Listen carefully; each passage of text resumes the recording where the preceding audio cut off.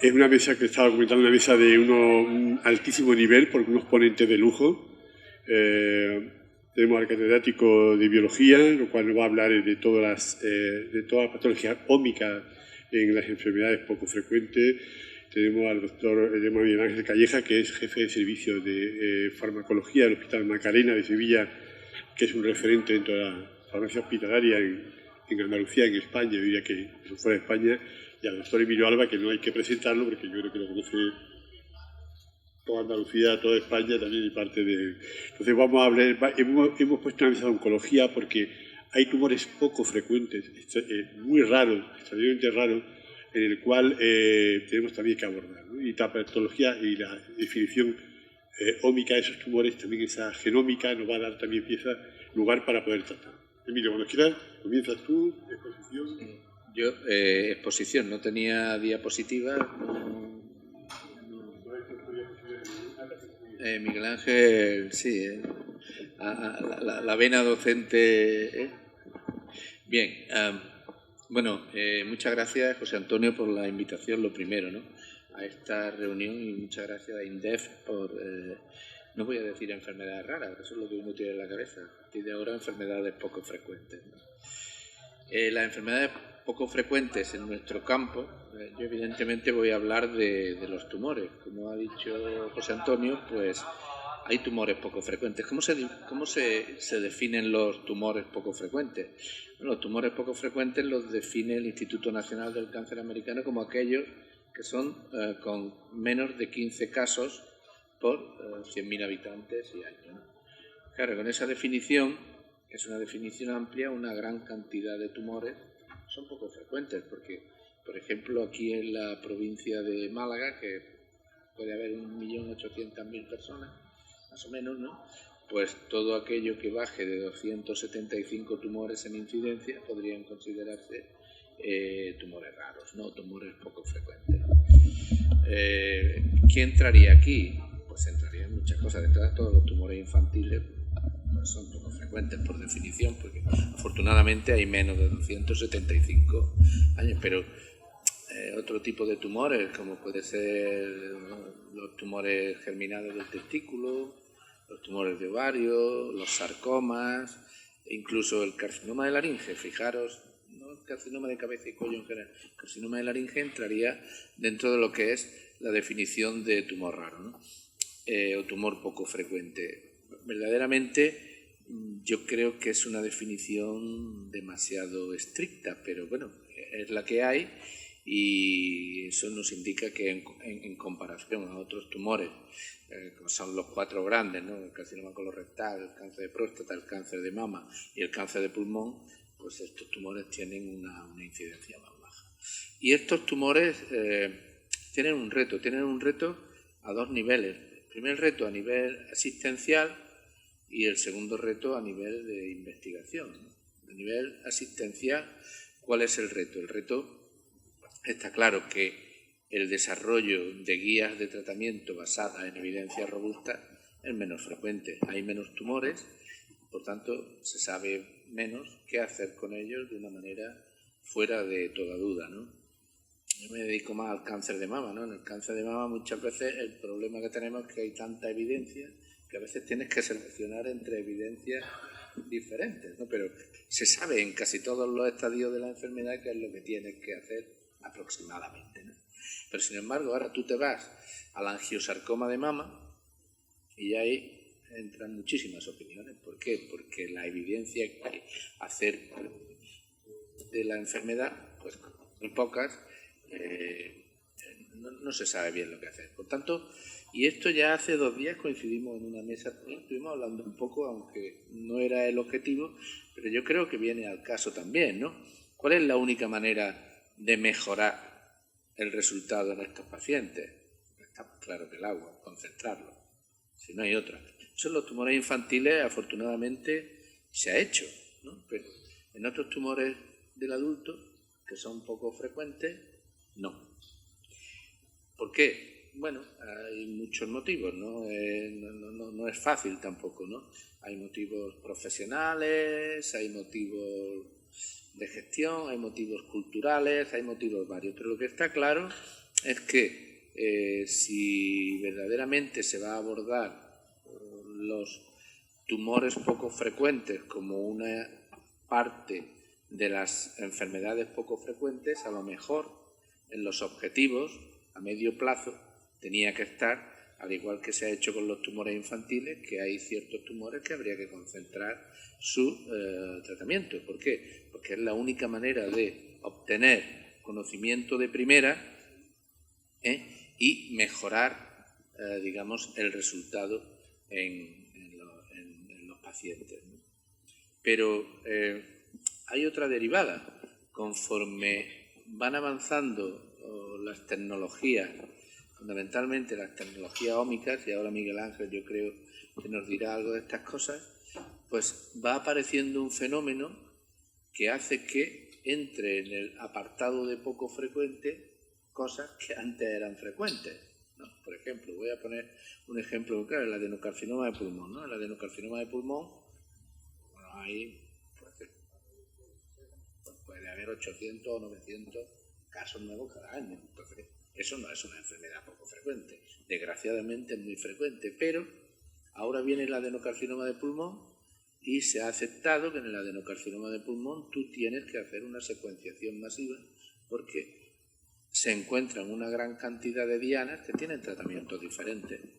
Entonces, una misma enfermedad, cuando tú la miras anatómicamente, es una enfermedad frecuente, pero cuando tú empiezas a disecarla desde el punto de vista molecular, la conviertes en 10 o 12. Entonces, por ejemplo, un carcinoma de pulmón con alteración de red, pues ¿cuántos puede haber? Yo qué sé, nosotros tenemos 2 o 3, 4, por ahí anda, claro, esto ya las evidencias que hay ya empiezan a patinar un poco más, ¿no? Entonces, o cuando los tumores se olvida uno de dónde provienen y hace lo que se llama la aproximación agnóstica, que es, le haces un test molecular, por ejemplo, las mutaciones de NTRK, bueno, mutaciones no, las alteraciones no son fusiones, de NTRK, que se encuentran a una frecuencia muy baja en muchos tumores diferentes. Claro, se convierte en una... ¿Y esto es importante saberlo? Hombre, sí, es importante saberlo porque tumores que por otra parte no tienen tratamiento, si tienen esa mutación de NTRK, tienen un tratamiento específico. Entonces, hay que saberlo, ¿no? Pero los conviertes en tumores poco frecuentes que bueno, no se sabe tan bien como nosotros cómo manejarlos, ¿no? Y desde el punto de vista de la investigación, las derivadas también muy importantes, ¿no? Porque la investigación en tumores frecuentes está muy establecido cómo se ha de realizar, ¿no? Están los ensayos fase 1, después los ensayos fase 2 para ver eficacia, los fase 3 para ver si es mejor que el estándar o no, pero claro, esto se puede hacer cuando el número de personas que están afectadas por ese tumor es importante, pero si tú tienes, por esto digo yo, mutaciones de NTRK, después de hacer un screening en nuestra unidad de 700 o te salen 3, claro, ¿qué ensayo vas a hacer ahí? Entonces, digamos, la cualidad de la evidencia que hay en esos pacientes es diferente y no puedes utilizar la metodología estándar de desarrollo de fármacos en subgrupos de personas que son tremendamente infrecuentes. Tenemos que inventar otra metodología para poder, digamos, aportar verdaderamente fármacos que sean eficaces. Esto no quiere decir que tengamos carta blanca. Esto no quiere decir, no quiere decir, quiero decir que la investigación tiene que ser distinta, no que no haya investigación o que haya mala investigación, porque la mala investigación desde luego no beneficia a nadie, desde luego no beneficia a los pacientes. Significa que tendremos que cambiar un poco las reglas del juego para obtener las mejores evidencias disponibles. Y en esto, en la realidad, ahora mismo en la actualidad, que es por parte de las agencias, cuál es la evidencia que tiene que haber para que se aprueben fármacos de personas. Eso es un punto abierto que no tiene respuesta absoluta y que ahora mismo, más que una respuesta, lo que hay es una serie de preguntas y una serie de opiniones y ahí se está, ¿no? Por tanto, desde el punto de vista del cáncer, pues pues de alguna manera hay incidir en que desde el punto de vista asistencial está claro lo que habría que hacer, está más claro que el agua, y desde el punto de vista de la investigación, pues después de escuchar al profesor Medina y luego también a Miguel Ángel Calleja, que seguro que en este campo de la farmacia, desde otro punto de vista al que yo lo estoy diciendo, pues el tema de los fármacos nos podrá dar también, ¿no?, otra visión desde ese campo, ¿no? Muchas gracias. Muchas gracias. Vamos a cambiar un momentito el orden y va a hablar Miguel Ángel Calleja porque tiene que estar en Hospital Costa del Sol en un tiempo. Miguel Ángel, cuando quiera, adelante. Muchas gracias, José Antonio. Gracias, Aide, por organizar la jornada. José Antonio, gracias por contar con la visión de la farmacia hospitalaria. Yo quería compartir el tema de enfermedad poco frecuente, minoritaria, se ha llamado muchas veces desde el Comité de Medicamentos de Uso Humano de la Agencia Europea, y yo creo que son enfermedades donde tenemos que priorizar mucho, precisamente por lo que contaba Emilio hace un momento, porque hay pocos casos, porque por tanto hay poca experiencia y porque tenemos que invertir mucho en formación y en investigación de nuestros profesionales. Y yo quería hablaros sobre todo de acceso a los medicamentos. Fijaros que hay menos del 5% de las enfermedades poco frecuentes tienen tratamiento específico. Y ese 5% tenemos primero que incrementarlo y luego que agilizarlo y que lo tengamos cuanto antes. Fijaros, acaba de publicarse un informe de la Unión Europea que se llama WAIT. En este informe que se llama WAIT han evaluado desde 2015 a 2020 que ha habido 168 aprobaciones de medicamentos por la Agencia Europea, de los cuales 61 son de medicamentos huérfanos. Esto es una noticia buena, que haya 61 de 168. Una buena noticia. Y el 68 en vez de los 12 que hubo en el anterior corte que hicieron. O sea que vamos progresando. Pero fijaros lo que pasa ahora. Desde que la Agencia Europea autoriza ese medicamento hasta que lo autorizamos los Estados miembros, hay un margen de tiempo increíble. En Alemania tienen una media de 32 días para tener ese medicamento autorizado comercializado. Y nosotros, en los huérfanos, es decir, los que nos tocan hoy, 768 días de media. Esto es gravísimo. O sea, no podemos quedarnos de manos cruzadas. Esto hay que solucionarlo. Y dice, bueno, medidas para solucionarlo, se puede agilizar. Pues fijaros, yo quiero poner a vuestra disposición los servicios de farmacia.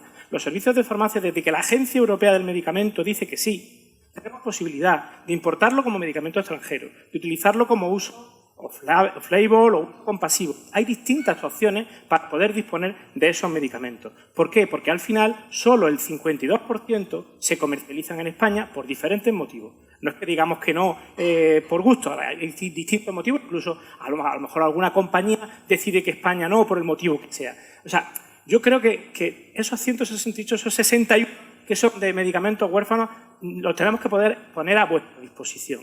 Y que tenéis los profesionales sanitarios, los gestores, los investigadores, los pacientes, tenéis a vuestra disposición los servicios de farmacia, que son un aliado indispensable para que esta innovación pueda estar en nuestros centros y también que pueda ser sostenible, porque evidentemente esto nos interesa para los pacientes de hoy y para los pacientes del mañana, porque es importantísimo el poder conseguir esa eficiencia.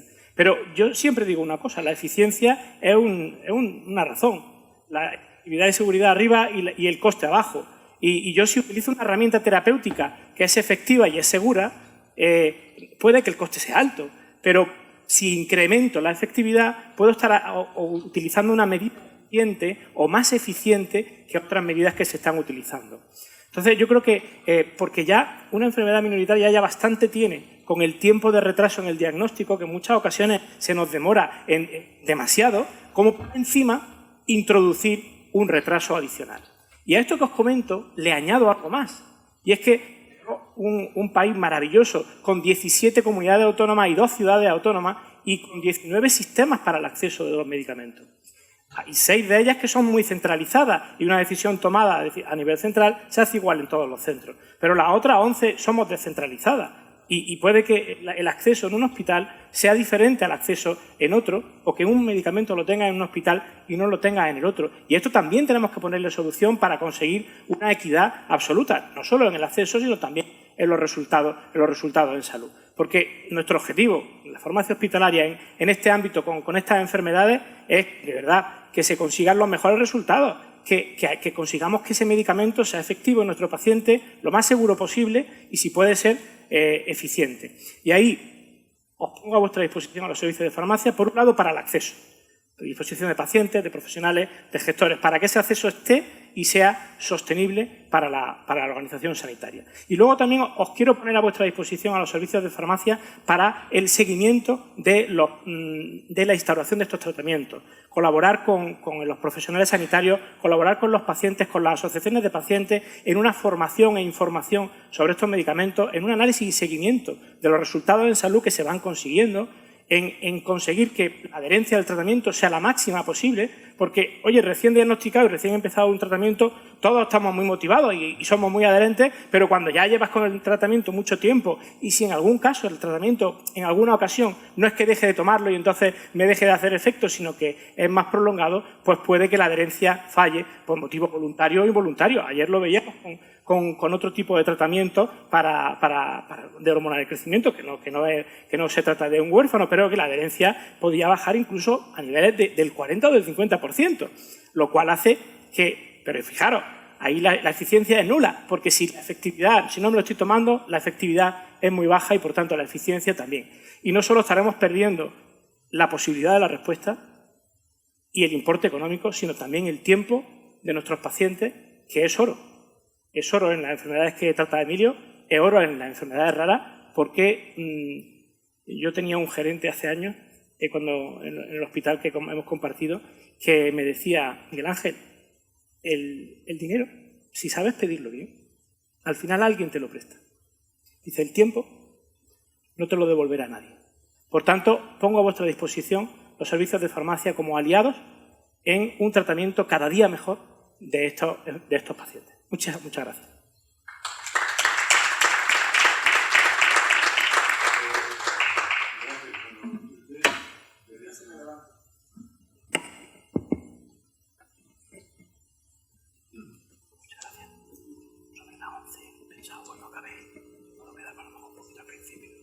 Bueno, pues ante todo querría agradecer a Jesús Ignacio, director de INDEF, por organizar esta reunión. Este tipo de reuniones son muy importantes para dar visibilidad a las enfermedades poco frecuentes. Y en segundo lugar, tengo que agradecer, por supuesto, al señor gerente del Hospital Regional Universitario de Málaga, pues por la deferencia que tuvo a la hora de contar conmigo para hablar de las aportaciones de las ómicas en enfermedades poco frecuentes. Yo me llamo Miguel Ángel Medina, soy catedrático de bioquímica, lo que hace un catedrático de bioquímica aquí en una mesa sobre tratamientos. Bueno, voy a hacer una presentación de a quienes represento. A continuación hablaré del estado actual de las ómicas y terminaré hablando acerca de las tendencias de futuro. Bueno, nuestro grupo tiene muchos nombres. Es el grupo del Plan Andaluz de Investigación Bio 267. Hacemos investigación básica en los temas relacionados con angiogénesis, metabolismo y utilizando herramientas biocomputacionales y de biología de sistemas. Somos además la unidad 741 del CIBER de enfermedades raras, el gran centro de investigación biomédica en red dedicado a las enfermedades poco frecuentes. Y somos la unidad B04 UMA de IBIMA, el Instituto de Biomedicina de Investigación Biomédica de Málaga, plataforma Bionan.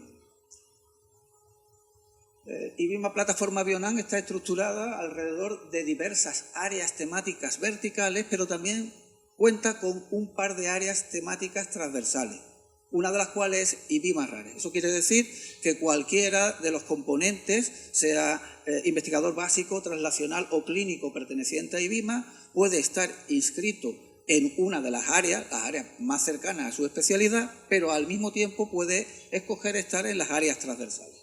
La área transversal de IBIMA centrada en las enfermedades poco frecuentes se denomina IBIMA Rare. Y en la actualidad pues tengo el honor de ser coordinador del área IBIMA Rare junto con mi querida compañera, la doctora Raquel Yagüi, que es la responsable del servicio de cribado neonatal de Andalucía Oriental. ¿Qué hacemos en IBIMAS Rare? Pues hacemos diferentes tipos de actividades, todas ellas con un objetivo fundamental de visibilizar las enfermedades raras. Hacemos jornadas anuales, cursos y jornadas formativas, jornadas científicas, reuniones internas. Querría resaltar las jornadas anuales que hacemos alrededor del Día de las Enfermedades Raras, ya saben ustedes, 29 de febrero.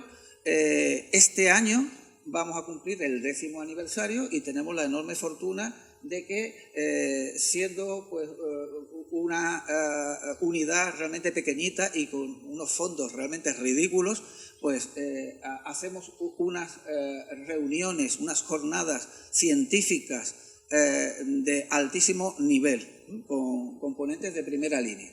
Las 10ª jornadas, la anuncio ya, habríamos querido que fuera este año que es bisiesto, el 29 de febrero, pero por motivos de agenda de mi compañera Raquel Yahawi tenemos que retrasar un poquito. Será un día también señalado, el Día Internacional de la Mujer Trabajadora, viernes 8 de marzo.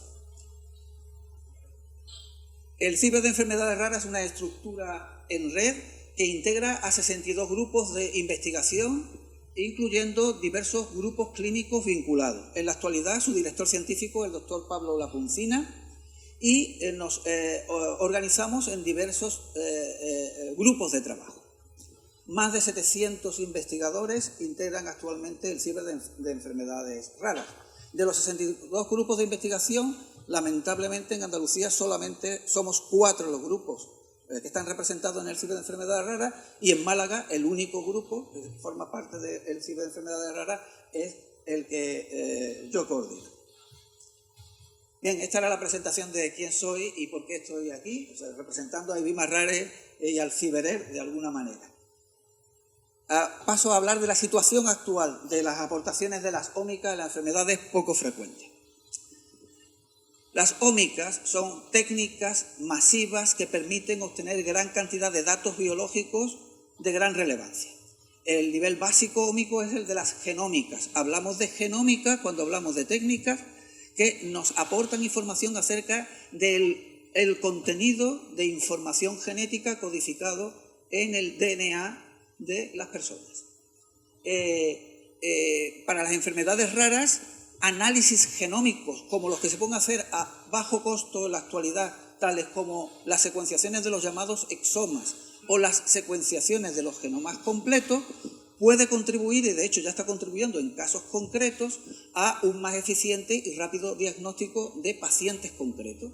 Aquí hay que mencionar esfuerzos internacionales tan destacados como relacionados con el consorcio de CIPHER, que incorpora ya más de 20.000 información procedente de análisis genómico de más de 20.000 pacientes de enfermedades raras de todo el mundo. O hay que mencionar el proyecto 1 millón de genomas, que empezó a desarrollarse en el Reino Unido, que se anticipó a la Unión Europea hace ya unos años. La secuenciación también sirve para los transcritos. La información genética está codificada en el ADN, pero el ADN por sí solo no hace nada. Esa información codificada tiene que ser descodificada mediante un proceso doble de transcripción y de traducción. En la transcripción se generan los llamados transcritos, RNAs mensajeros, y esos transcritos que lo que nos están indicando es qué genes en concreto, en un momento, en unas condiciones dadas, son los que se están expresando, nos aportan una información de aún mayor calidad. Cuando se hace una secuenciación de última generación de los transcritos presentes en unas condiciones reales de un paciente, decimos que estamos haciendo una RNA-seq. Las RNA-seq están contribuyendo en estos últimos años de una forma decidida a mejorar y a acelerar el diagnóstico de gran cantidad de pacientes afectos de enfermedades raras. Tanto los análisis genómicos como los transcriptómicos, tanto los exomas como los genomas completos como los RNA-seq, se basan en métodos de secuenciación de última generación. A las secuenciaciones originales, con las que se hizo la secuenciación del primer genoma humano, le han seguido secuenciaciones de segunda y de tercera generación. La evolución tecnológica es rapidísima, generando una cantidad tal de datos que podemos decir que las ómicas en la actualidad es uno de los campos de investigación científica que está aportando a eso que se llama el Big Data. datos masivos que necesariamente solo van a poder ser adecuadamente analizados mediante el uso de herramientas biocomputacionales. La quinta mesa está dedicada a análisis de datos, pues no sé si saldrá algo de esto, pero yo quería resaltar la necesidad de bioinformática, de buena bioinformática y de herramientas biocomputacionales para facilitar el análisis de los datos masivos procedentes de las secuenciaciones masivas. Lo que ha hecho posible el que las secuenciaciones masivas sean una realidad hoy en día es la bajada exponencial en el precio de la secuenciación. La primera secuenciación costó miles de millones secuenciar el genoma de un solo ser humano y en la actualidad un genoma completo se puede secuenciar por algo más de 1.000 euros. Esa bajada en el coste de las secuenciaciones ha ido acompañada de un incremento exponencial en el número de genomas secuenciados a nivel mundial. Hay, por tanto, un aumento exponencial de genomas secuenciados, hay un aumento exponencial en la cantidad de información en bruto que se dispone y, por tanto, esto afirma aún más el hecho de que hay muchos datos, pero en realidad hay poco conocimiento y hay poco conocimiento porque esos datos están todavía mayoritariamente por explorar. Y para su exploración es necesario utilizar herramientas bioinformáticas y de sistemas de análisis de Big Data. En relación con los esfuerzos actuales de la genómica en el campo de las enfermedades raras, hay que resaltar una iniciativa singular del gobierno español que lleva el nombre de Infraestructura de Medicinas de Precisión asociada a la ciencia y la tecnología, IMPACT, que tiene tres pilares. IMPACT, Medicina Predictiva, dirigido por la doctora Pollán. IMPACT, Ciencia de Datos, que trata justamente de dar respuesta a la necesidad de analizar datos masivos, que dirige pues, el más conocido de los bioinformáticos españoles, doctor Alfonso Valencia. E IMPACT, Genómica, que es la tercera de los pilares y que dirige pues, uno de los más conocidos investigadores inscritos en el CIBER de enfermedades raras, el doctor Ángel Carracedo. Este Impact Data ha tenido una dotación en el bienio 2021-2022 superior a 300 millones de euros, de los cuales la tercera parte la ha aportado el Instituto de Salud Carlos III y las dos terceras partes restantes el CEDETI. Y se está en negociaciones para implementar la segunda fase de IMPACT.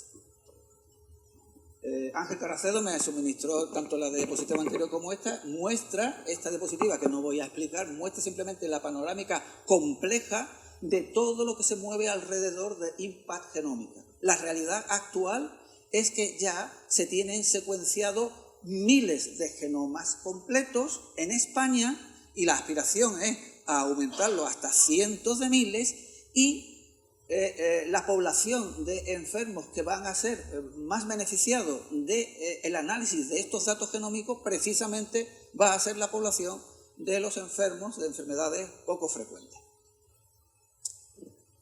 Un tercer nivel de análisis genómico es el de las proteómicas. Se habla mucho del DNA, ¿no? Insisto, yo como biólogo he de decir el DNA es una molécula importante porque contiene la información genética, pero el DNA es incapaz de hacer nada por sí mismo. Como he dicho antes, tiene que ser decodificado en una doble fase de transcripción y transcripción para finalmente generar máquinas moleculares que son las que cumplen todas las funciones de los seres vivos. Y esas máquinas moleculares se llaman proteínas. Y a las proteínas las podemos analizar en global, el patrón de expresión, la cantidad de las distintas proteínas que se pueden expresar a partir del código genético de un individuo, se puede analizar en unas condiciones dadas simultáneamente mediante técnicas proteómicas. A modo simplemente de ejemplo, señalar que la proteómica ya está aportando datos interesantes en el campo de las enfermedades raras, como pone de manifiesto estos tres artículos escogidos casi al azar de un número monográfico de la revista International Journal of Molecular Science, pero no tan al azar porque dos de esos artículos están firmados como investigadora principal por la doctora María Couce, que también pertenece al CIBER de enfermedades raras. Y tras la proteómica está la metabolómica. Las proteínas son máquinas moleculares que cumplen funciones biológicas. Y las funciones biológicas fundamentalmente son convertir unas moléculas pequeñas que llamamos metabolitos en otras. Los metabolitos y las proteínas constituyen el llamado metabolismo. Y el metabolismo no es cualquier cosa en los seres vivos, sino que es el auténtico motor de la vida. Pues bien, la metabolómica es la técnica ómica que permite analizar con gran precisión la presencia y mayor o menor abundancia, inclusive de forma absoluta, la concentración de los distintos metabolitos en distintas muestras biológicas.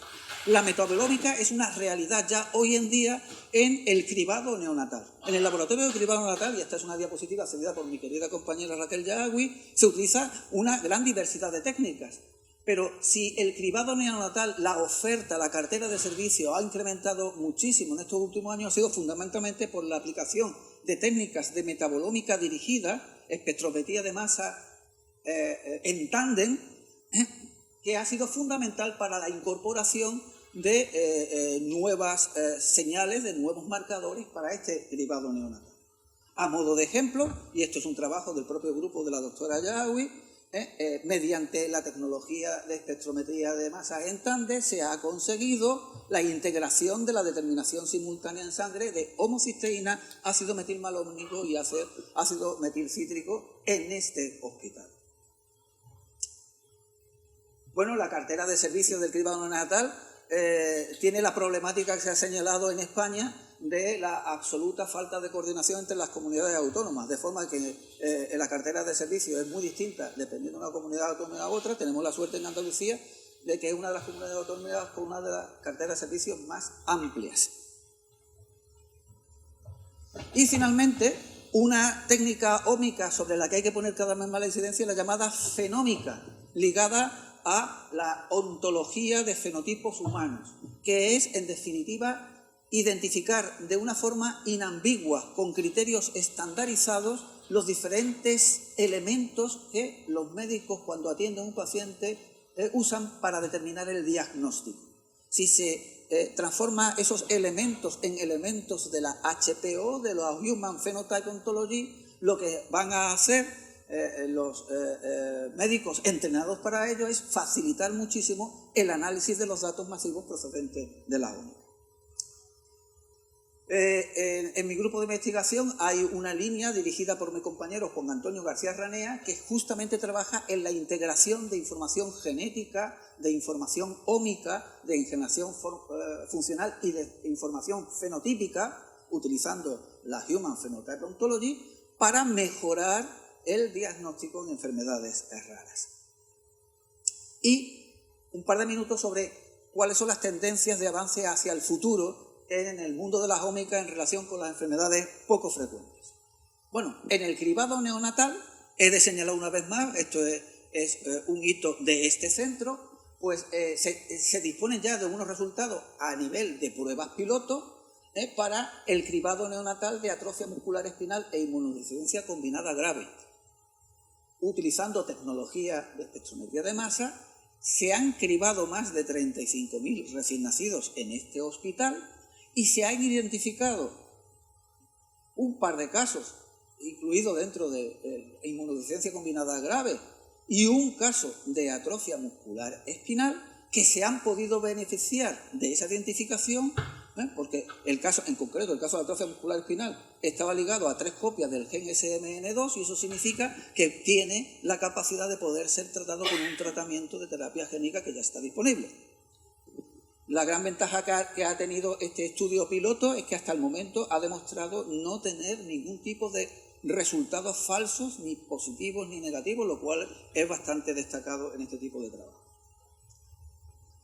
Bien, esto ha posibilitado, en el caso que yo había señalado antes, una terapia génica precoz, es un caso de éxito en un paciente concreto. Pero el cribado neonatal se dirige hacia un cribado neonatal genómico, en el que se pueda utilizar las herramientas de Next Generation Sequencing para incrementar aún más la cartera de servicios y tener una huella dactilar aún más fina para la rápida identificación de las modificaciones genéticas que estén en la base de las afecciones de todos y cada uno de los pacientes afectos de enfermedades. Por tanto, nos podremos plantear si este cribado neonatal genómico es una herramienta futura para la detección precoz de las enfermedades raras tratables, y hemos de decir que en determinados lugares del mundo no es una herramienta futura, sino que ya es una herramienta del presente. Estados Unidos, en Inglaterra, en Países Bajos, en determinados lugares del mundo han adelantado, han dado un paso adelante y están haciendo realidad ya hoy el cribado neonatal genómico. España, pues estamos a la espera de que se incorpore a la carrera.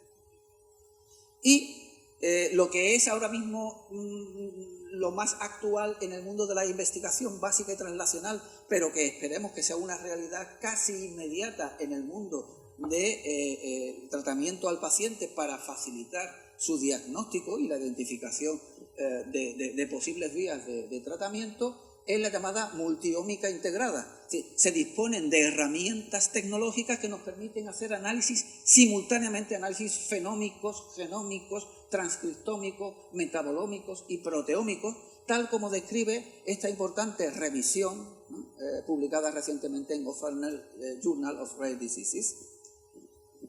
Estos análisis multiómicos tienen además la capacidad hoy en día de poder realizarse en células individuales. Se ha llegado a la resolución de célula individual. Así que esa multiómica integrada tiene el potencial de tener un enorme impacto en el mundo de la enfermedad rara.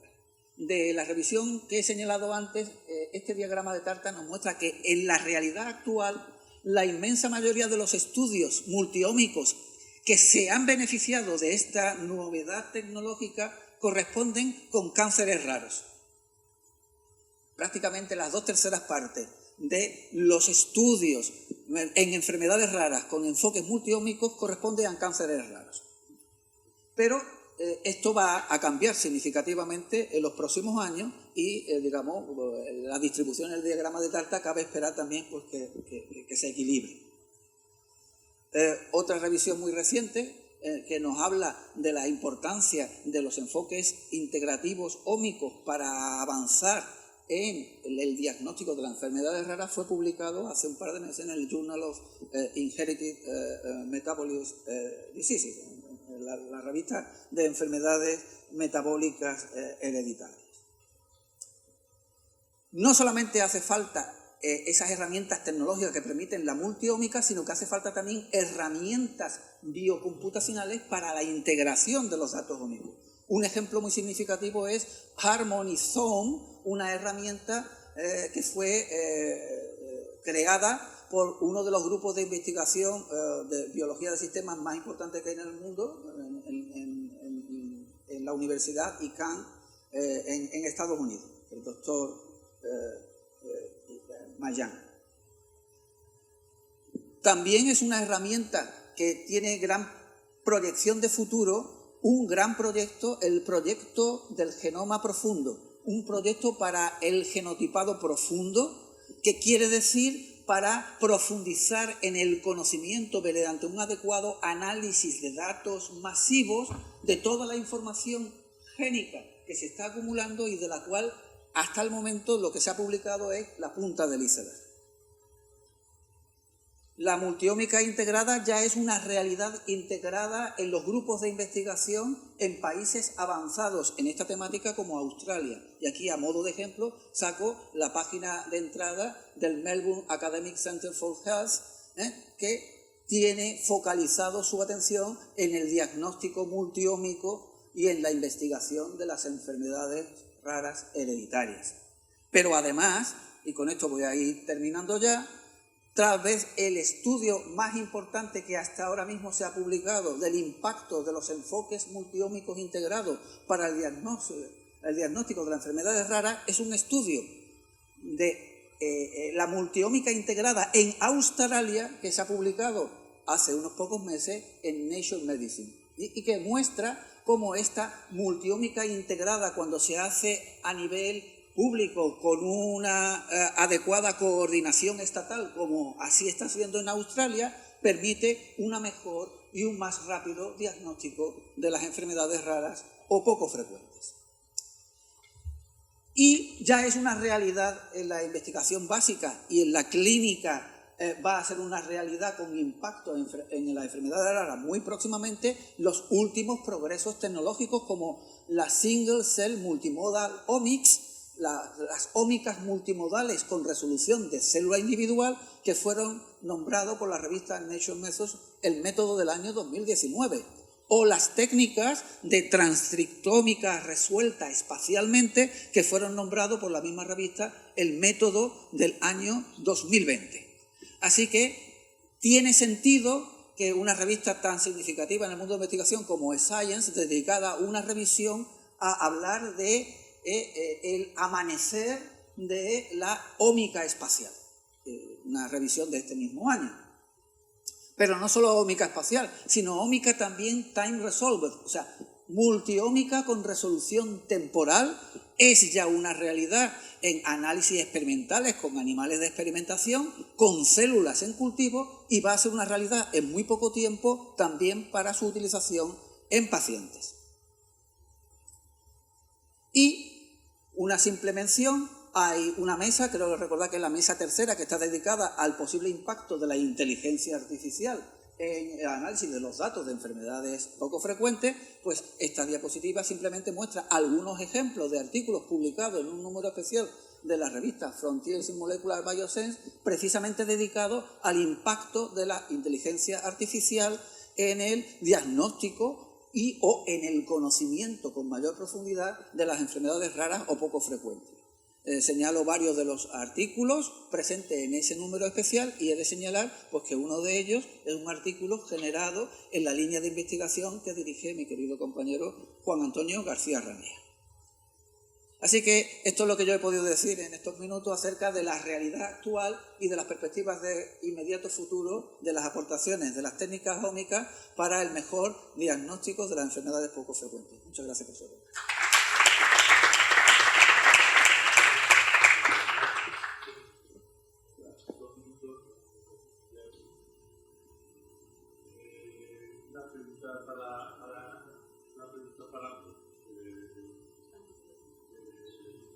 El genoma humano y toda la genómica va a tener un carácter preventivo. Tenemos ya en cáncer de ovario, cáncer de mama, pero mi preocupación es, aparte de ese carácter preventivo, vamos a hablar de enfermedades cardíacas, neurológicas, eso vamos a sistematizarlo. Realmente las compañías aseguradoras en un momento determinado nos pueden penalizar por saber nuestro genoma y saber nuestra patología y saber nuestra defunción y cuándo vamos a morir y las enfermedades que vamos a tener.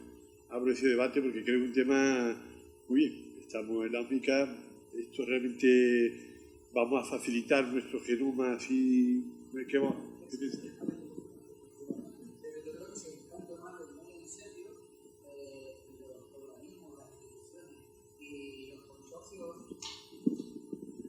Se están tomando muy en serio los organismos, las instituciones y los consorcios de investigación de análisis de datos masivos, el que una línea fundamental, y eso ocurre en IMPACT, una línea fundamental justamente es toda la relacionada con los aspectos bioéticos por una parte, y otra línea fundamental con los aspectos de seguridad para garantizar el anonimato de los datos. O sea, esos datos deberían estar disponibles públicamente, pero encriptados con altísima seguridad, de forma que permanezcan anónimos y no haya ese tipo de problemas que menciono. Asumiendo que todas estas técnicas multiómicas acabarán con un impacto en la medicina seguro, o sea que se van a aplicar de forma generalizada, eso es un hecho, ¿no? Van a poder predecir muchísimas cosas, eso ya lo sabemos nosotros.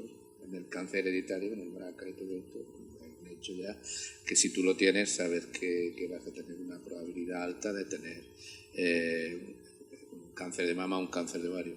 Evidentemente esto aumentará y el número de tanto de genes únicos como de firmas poligénicas que nos van a decir que tengamos cierta propensión a tener enfermedades, ya no cáncer, sino otras, seguro que también.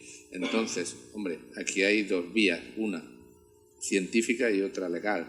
Yo creo que la vía legal es que para eso están los legisladores. Los legisladores deberían de legislar en el sentido de prohibir la discriminación en cualquier aspecto de la vida por cuestiones genéticas, ¿no? Yo creo que esto hay un consenso social tan grande que habrá poca gente que se oponga, ¿no? Y luego yo creo que hay cosas que se pueden predecir con las ómicas y cosas que no se pueden predecir, porque claro, la vida de las personas es una gran cantidad de interacción de lo que somos con el exterior, ¿no? Y muchos de los rasgos que luego se relacionan, lo digo en el cáncer, seguro que en otras enfermedades también, son epigenéticos, o sea, cosas que tú adquieres a lo largo de la vida, ¿no? Y eso ya es muchísimo más difícil de predecir. Aquí estamos en predicciones en enfermedades que tú ya tienes en la línea germinal cuando naces. Y eso técnicamente es fácil, no fácil, es una cuestión tecnológica. La cuestión epigenética es otra cosa, es cuánto fumas, cuánto ejercicio haces, dónde vives, qué comes, y esto ya es más difícil de predecir. Estando de acuerdo con lo que dices, arrimo el ascua a mi sardina. Yo, como profesor de bioquímica, imparto una asignatura en la que trata de explicar a los alumnos la regulación del metabolismo. El metabolismo está en el centro de la vida de todos los seres vivos. Y el metabolismo es abordable mediante técnicas ómicas. Y el metabolismo es dinámico, cambia continuamente. Las respuestas al ambiente, más allá de la epigenética, porque cuando se habla de epigenética se está hablando de afectaciones, bien posteriores a la replicación en las secuencias génicas o afectaciones en las secuencias de las proteínas que interactúan directamente con los genes. Pero es que hay muchos efectos de la interacción con el medio ambiente, de los hábitos de vida y demás, que no afectan directamente al DNA, ni indirectamente a través de la interacción con las proteínas, pero siempre van a tener una huella de afecto en la modificación del patrón de los metabolitos que se expresan y de los niveles de expresión de esos metabolitos. Por eso es tan importante la aportación de grupos como el grupo de cribado neonatal de Málaga, que están haciendo un esfuerzo justamente pues por identificar nuevos metabolitos como marcadores, en este caso, de enfermedades raras para el cribado neonatal. Ya vienen de serie eso. Luego digo que conforme va a la vida, No, pero eso es lo que te quería decir, que creo que las ómicas tienen un umbral de predicción que no vamos a poder subir y que va a haber otras cosas ahora mismo desconocidas. Con las ómicas tú vas a poder llegar a una determinada nivel y eso en las enfermedades poco frecuentes, sobre todo en las que están relacionadas a la línea germinal, yo creo que es una cuestión tecnológica, se acabarán identificando prácticamente todas. Ahora, digo lo que yo me relaciono con que tú tengas un cáncer colorectal a los 72 años, a fecha de hoy, eso va a ser muy difícil de predecir. Comentaba alguien de la sección, Miguel Ángel, ¿qué papel juega una organela como es la mitocondria dentro de la patología de enfermedades poco frecuentes o del metabolismo o de las enfermedades en general? Bueno, las mitocondrias se suelen caracterizar de forma popular como la factoría generadora de energía para las células. Y puesto que su especialización fundamentalmente es generar la mayor parte proporcional de la energía que mantiene el metabolismo celular, son fundamentales. Y afectaciones a la actividad mitocondrial están ligadas a muchas enfermedades raras que llamamos enfermedades mitocondriales. Enfermedades mitocondriales que afectan al genoma específico mitocondrial, porque la mitocondria tiene un genoma de tipo bacteriano, pero las proteínas, las máquinas moleculares que funcionan en la fábrica de generación de energía de la mitocondria tienen una codificación mixta. Parte de sus subunidades están codificadas por genoma mitocondrial, la parte menor, pero la mayor parte está codificada por el genoma nuclear. Eso es que hay un interesante diálogo entre el núcleo, el DNA contenido en el núcleo y lo que sucede en las mitocondrias. La dinámica mitocondrial es esencial para muchas enfermedades y particularmente para muchas enfermedades raras. Y de hecho hay grupos que están especializados justamente en tratar de profundizar en el conocimiento de cómo una desregulación del funcionamiento de la mitocondria, de su dinámica, impacta en la salud y en la enfermedad. Una última pregunta, Emilio. ¿Con qué podemos relacionar el aumento de la incidencia de enfermedades oncológicas en pacientes cada vez más jóvenes? ¿Cómo lo valoras? Bueno, uno de los paradojas que se están ocurriendo ahora en los últimos 10-15 años, que se está viendo un aumento muy importante de lo que se llama el cáncer de comienzo temprano, definido como cáncer por debajo de los 50 años, ¿no? Es verdad que la mayoría del cáncer viene a expensas de que nos hacemos mayores, y conforme nos hacemos mayores pues tenemos más probabilidad de desarrollar una enfermedad neoplásica, pero está habiendo también en menos de 50 años. Eso lo hemos podido comprobar aquí en nuestra provincia, en Málaga, que hay una serie de tumores, fundamentalmente tumores digestivos colorectales y tumores de riñón, linfomas no Hodgkin, que el aumento proporcional y sarcomas de la gente de menos de 50 años es mayor, aumento proporcional, digo, es mayor en los menores de 50 años la tasa de aumento que en los mayores de 50 años. Teorías. Hay dos grandes teorías que intentan explicar esto. Una, la primera, la dieta. La dieta, o sea, no se sabe si la dieta, los contaminantes que hay en el ambiente de forma universal y que todos estamos expuestos a ellos, o la obesidad o el sobrepeso, es una. Y otra, la alteración, sobre todo en tumores digestivos, a gran escala de la microbiota, relacionada con el consumo masivo de antibióticos que no existía en momentos previos y que ahora pues es verdad que se están haciendo esfuerzos por moderar eso, pero la exposición, esas son las dos grandes teorías, pero el hecho final y constatable incluso en nuestro medio es eso. Muchísimas gracias a todos, espero que la mesa haya sido de vuestro interés.